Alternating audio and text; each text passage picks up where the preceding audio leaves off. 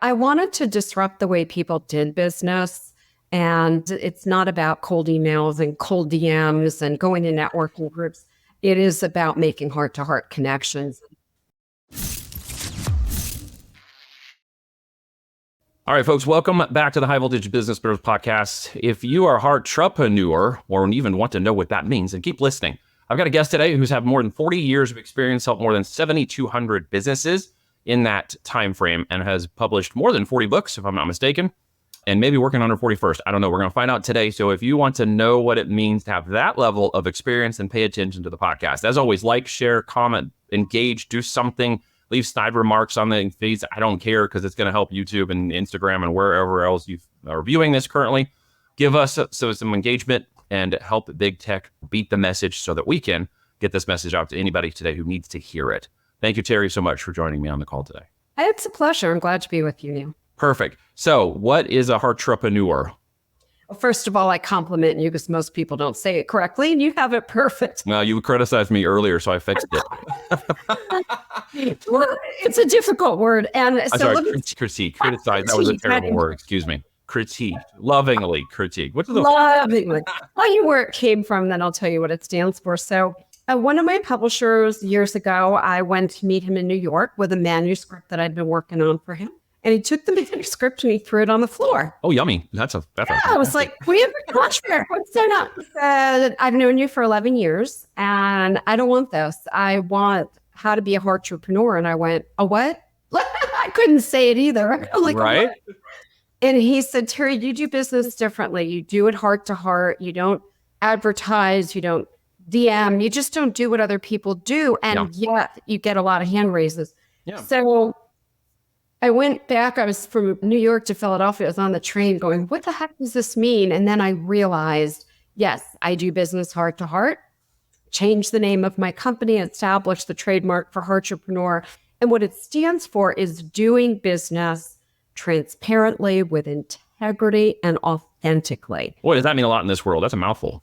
It's quite a bit. That's a mouthful in today's world, right? With challenges in our mindset, there's a lot of broken mindsets, as I'm sure we can talk about today. There's a lot of heart challenges with how to treat people and what is right and what is considered wrong. The taboos are certainly coming off the line. And so integrity in the things that we do and we say is probably the most greatest differentiator, I think, in business that we can deliver, in my personal opinion. And so I would 100% agree with you. Yeah, I wanted to disrupt the way people did business. And it's not about cold emails and cold DMs and going to networking groups. It is about making heart-to-heart connections.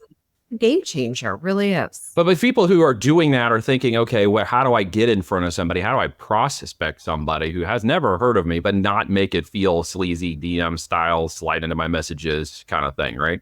Yeah. So let me tell you, when I established this consulting business 30-something years ago, the way that I did it, and I had 30 clients in 30 days, and I had a waiting list, was I simply picked up this thing called a phone that most people don't use anymore. And I literally just called people I knew. And I said, oh my gosh, I started something new. Can I share it with you? I'm so excited. Yeah. And by the end of 30 days, I had 30 clients, and it still works. Just to give you a quick case study, brand new client, literally started with me Monday, just Monday. I said, every day, Monday, Tuesday, Wednesday, Thursday, just want you to go meet 2 new people. I don't care where you go. I don't care how you do it, and get a phone call with them. Yep. She signed on 4 people for her $10,000 program. That's $40,000. Having conversations. And not pitching. How'd she meet them? Yeah.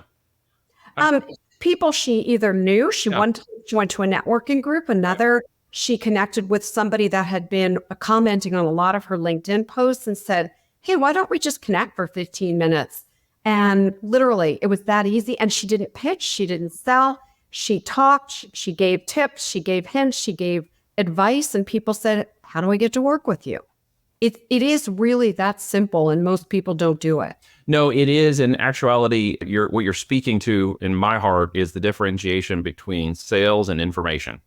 An informative sell of knowledge and intent for the real benefit of the person you're speaking to versus trying to sell them something just out of forcible sales. What would you agree or disagree or change that? Oh, I 100% disagree. And it's very common in the coaching world to hear surrender the outcome. Yet I feel that most people don't. Surrender the outcome. Am I the only one who hasn't heard of that? Potentially. Okay. Surrender the outcome. It's part of how we live our lives in the world as coaches. And in addition, on calls, I go into a call with nothing in my outcome other than I'm here to help and serve. Can I make an impact on this one person in some way, shape, or form? You know what that is? That's it. Scarcity versus abundance, isn't it? The idea that there's only so many people and I got to close every person I can talk to because there's not going to be another person. So I have to talk this person into it because there won't be another one tomorrow. Does that kind of sound about? I mean, scarcity is the right way of saying that? Scarcity. And what I would actually add to that, is desperation. Because I can tell on these calls. Fine line. You can feel when someone is really desperate. And people go away from that. They don't go towards that. I get rejected by it, but I also see through the marketing, right? So I'm a little different in the way, and I give people credit for trying. There's a guy I was on a call with the other day, and he was talking about KDP publishing and book stuff and that kind of stuff. And my daughter is about to publish her book, and we're going through the process. And so I wanted to learn the rest of it correctly and how to market it, because she's about to, it's taking her a year, but she's 15 and she's almost got it ready to go. And so I was learning some information, and the guy who was on the call is a real sweet guy in his 20s. And he really gave a concerted effort, but I could tell at the end when I really wasn't ready to buy yet that his frustration was kicking in. And I give him credit, if you're listening to this dude, because you held back. You held back, and that's fine. You didn't push in. You didn't try to force. You didn't try to make the deal work. You were just like, hey, that's cool. And good for him, because it's probably commission-based.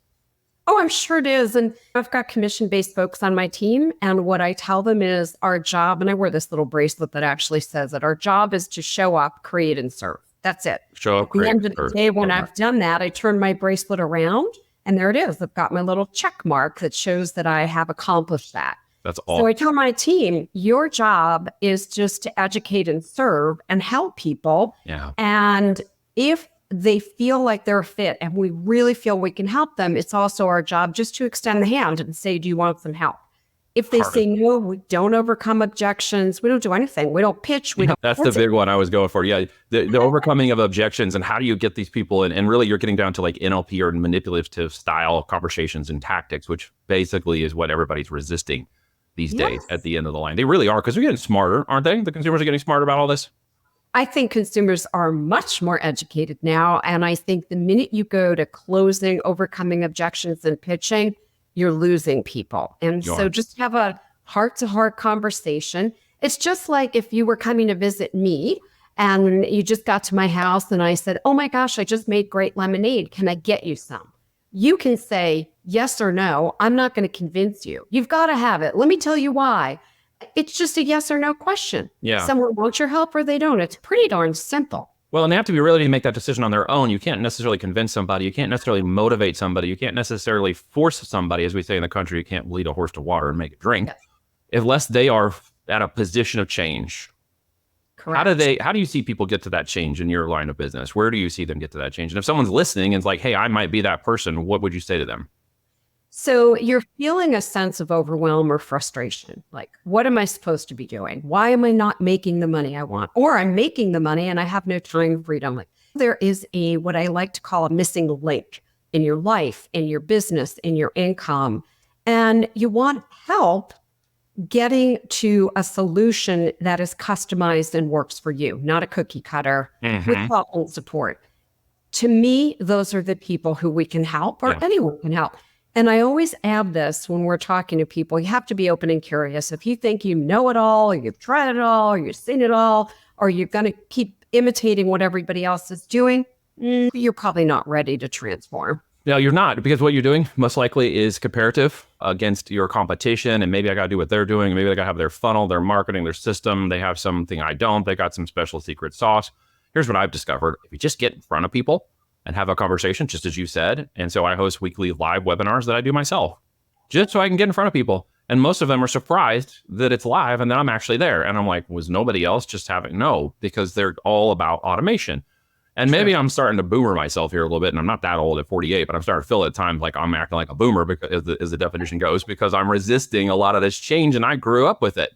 And I grew up with the knowledge of it. And I was doing AI at IBM before everybody even knew what AI meant. And so I know where these technologies are and where it goes, but I'm also starting to resist it. It's interesting you say that. I just had a client conversation yesterday, and I watched a video of hers on YouTube and went, why are you using AI on camera instead of yourself. It's And supposed to be easier. yeah, she said, oh, well, that way I don't have to put makeup on and get on camera. I said, I'm not watching a video of AI. Like I went and watched 2 seconds and went, what the heck is this? Rather look at you with no makeup on. I'd rather see you. I'm here with no makeup on. I got no makeup on. Let's rock it. Although the thing you kept me wearing makeup is that I may live in a house full of girls, folks, but I don't wear makeup. For the disclaimer. I just tell people to show up and be authentic. I think people are shocked, by the way, when they come to my speaking events, my live events, and I'm there in jeans and a t-shirt and no shoes, and I'm on stage, and they're like, she should be dressed professionally. No, I resist that too. I'm glad to hear girls in jeans and boots. There you go. My regular shirt, and I'm like, everybody's dressed to the nines, and I get dressing up for the appropriate time frame. I know we're not talking about that, folks. We're talking about when you show up authentically. Show up as your authentic self, right? Yeah, that's really important. And that's why you don't want to be a cookie cutter imitating what everyone else is doing online. We all want to be unique, don't we? Yeah, we are all forcibly trying to be unique as opposed to just being ourselves. Oh, I like the way you said that. Well, why is that, Terry? What do you think is happening there? I think that our society has become a very imitation kind of society. And I think it happened a lot from social media. That's just my own personal opinion. A lot of follow the leader, even if the leader is not someone you should follow. Even some of the people on social media can look really successful. Oh, yeah. Put a check mark on it. Behind the scenes, right, there you go. Behind the scenes, they might not be, and you're like, oh, I'll just do what they're doing. I jokingly laugh about the 19-year-old life coaches with the blue check marks. It's like, because you get 1,000 followers and a blue check mark, you're suddenly a life coach, and you're somebody you should follow at 19 about you know what to do. It's you're right. I think you are definitely over the target. It's a heart change to put change of values, right? It's like, where do we put our value? Interpersonal relationships and conversations have got less value now than how many of those we have, not the value of the ones we get, is what you're talking about, if I'm saying it right. Yeah. So for me, nothing is a numbers game. I was a sales trainer and everybody was like, it's a numbers game. Like, no, it really isn't. Those are rookie numbers. Just if you just talk to the right people for the right reasons, and I'm way more interested in the people I'm speaking to than trying to be interesting. And there's probably 80% of the time, my team and I don't even make an offer. It's like, you know what? This isn't somebody we can help. However, maybe we know someone who can, a free book, a free tool, a resource, a YouTube video. We're here to help, not to sell. That's fascinating, because you get on and you do your videos or your marketing or whatever you're doing to reach people. And often in the comments, I get criticisms, which I kind of think are funny, because I didn't reshoot the video and make it perfect. Oh, yeah. So people argue, and this is a strange conundrum, between AI or perfection-based videos or Hollywood-style videos. And then they argue if you don't say things right, or you misspell a word, or you say something not in context correctly and have to correct yourself. Where's this perfectionist mindset coming from? I don't know. That's been around forever. I've just shared this with you. My first book, I think I put it out in 2000, called Work Yourself Happy. I had someone actually email me and say on page 32, the word "and" is spelled A-N instead of A-N-D. And I Nazi in the room.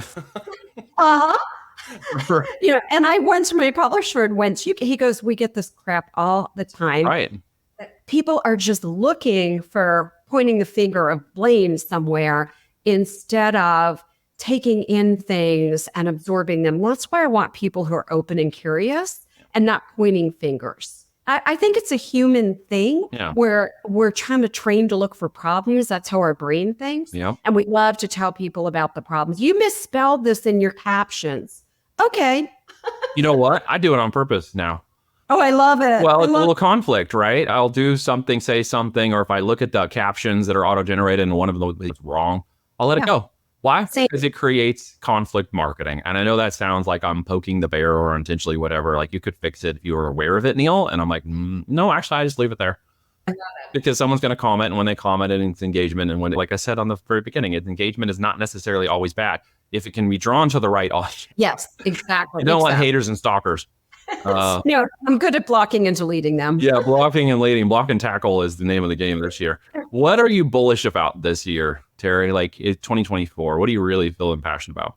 100%. I really want to help people who have the ability to transform lives to get in front of more people. It's been something that I've been able to do easily and effortlessly. And I'm like, you know what? I am tired of people struggling. Yeah. And it's my time to give back to the world of business. And I really want to help people who are struggling. That's fantastic. I love that. That's why we do the podcast. I never really wanted to do it, by the way. People say, like, got a mic shoved in there, like, hey, get on a podcast. I'm like, what am I going to do on the podcast? I don't know. Talk to people. Okay. So that's what I do. Yep. Is just do the podcast and talk to people.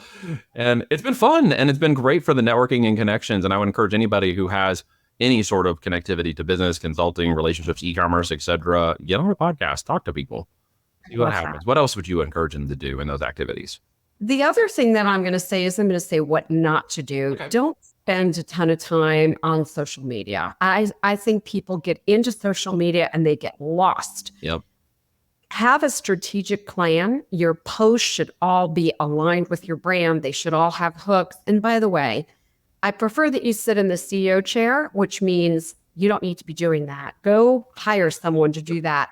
And I'm not talking a designer. I'm talking a copywriter, marketer that can really do that. Yeah. So that you create more time freedom to create heart-to-heart connections. Absolutely. And transparently, I tell people where I hang out on social media is my Facebook community with 8,200 or so like-minded people.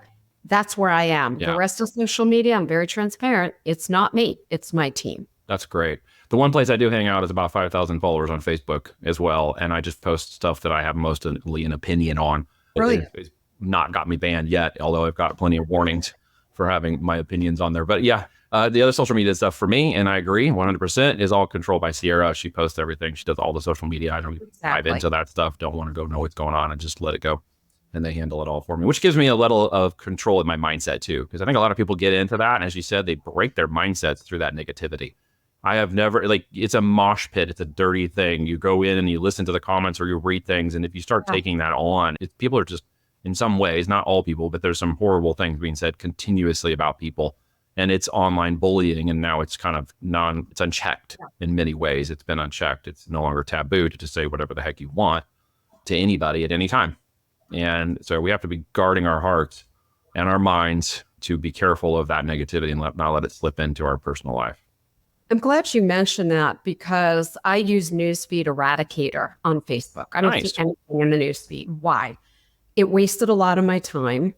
I saw crap. My cat is sick. Pray for my cat. I'm making a peanut butter and jelly sandwich. I'm like, what is this? Who doesn't like a PBJ? Come on, Terry. And so I have Newsfeed Eradicator, and every day I spend 20 minutes on social media, on Facebook, not in my group, just looking at my clients' posts. Yeah. As well as, family and friends photos. I just go to their pages, look, and then I'm out. And I literally set a timer.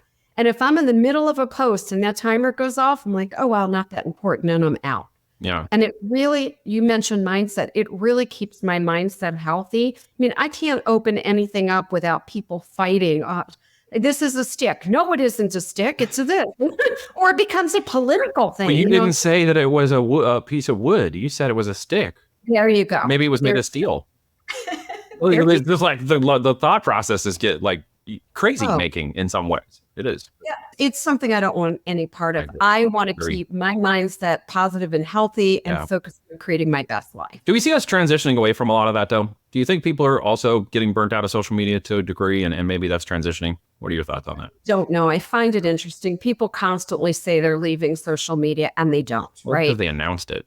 That doesn't mean anything. It cracks me up. On Facebook, like, I can't remember how many people in 2020 were like, I'm leaving. I see all of them on Seriously, it's like they're at your house and they're going out the side. Instead of saying goodbye, they're like, I'm gone now. And they're walking out the door. I'm leaving. It's like, oh, okay, just go. Oh, no, I'm really going this time. Oh, okay. Yeah. And make a big announcement. Like, you're leaving. I saw somebody on Twitter. This is my last tweet. I went to their Twitter account. This was like the 10th time they said this is like one of those bad going out of business jokes for the you drive by the road of the company. That business is always good for 10 years. That business is having a going out of business cell. Maybe I need to be thinking this through. Same, yes. You're going to go out of business if you keep that mindset going.